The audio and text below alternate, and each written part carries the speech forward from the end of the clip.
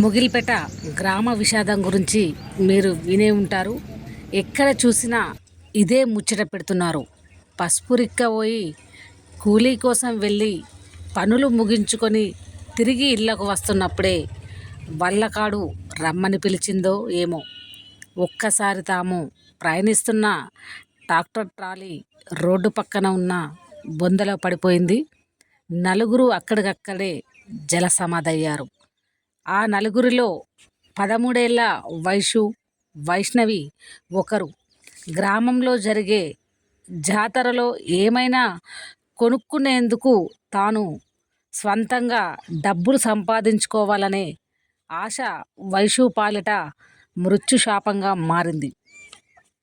తల్లిదండ్రులు వద్దని చెప్పినా కూడా తన మేనత్త వెంట వెళ్ళి మృత్యు ఒడిలోకి చేరింది.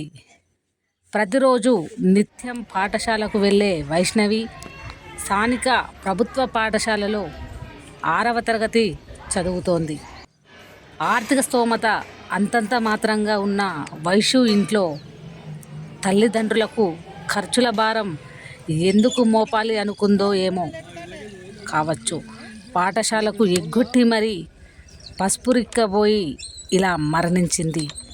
తాము కూలీకి వెళ్ళి తిరిగి వస్తున్న క్రమంలో ట్రాక్టర్ బోల్తా పడిన దగ్గర హృదయం చలించిన పోయే దృశ్యాలు కనిపించాయి.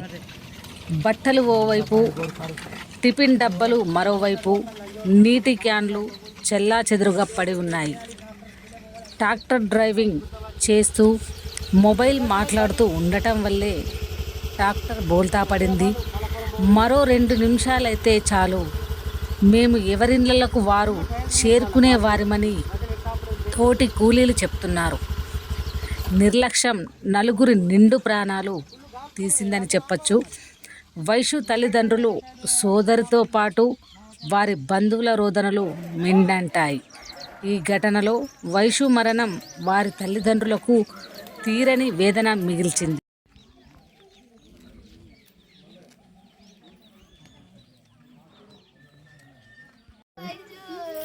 ఇద్దరు బిడ్డలు